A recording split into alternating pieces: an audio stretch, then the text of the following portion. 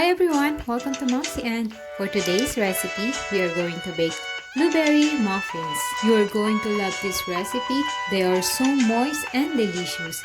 Let's get started!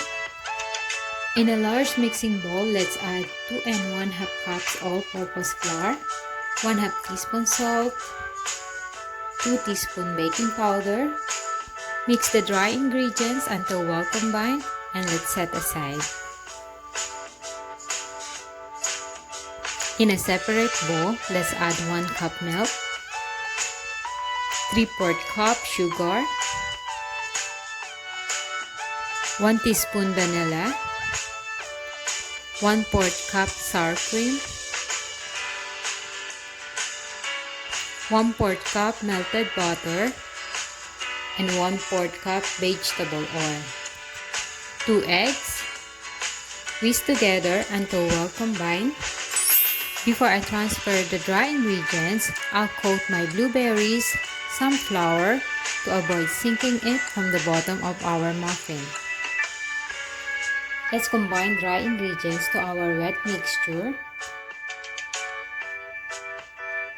Gently fold it until no streak of flour remain. Avoid over-mixing the batter.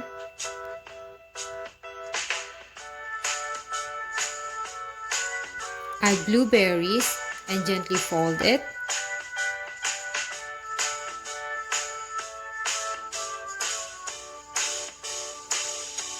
Prepare a 12-cup muffin tin with paper liners.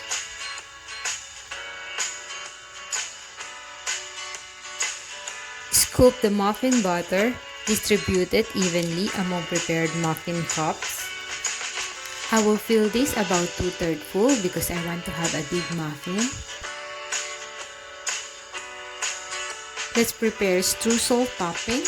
Combine flour, sugar, and cold butter. You can mix it with a fork or you can use your hand until coarse sand-like crumbs begin to form. Top each with generous amount of streusel topping. Bake it at 400° Fahrenheit for 20 minutes. Once it's done, let it cool for at least 5 to 10 minutes. Serve and enjoy this incredibly moist and delicious muffin.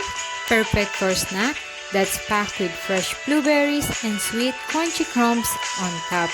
Hope you enjoyed this video. Thanks for watching.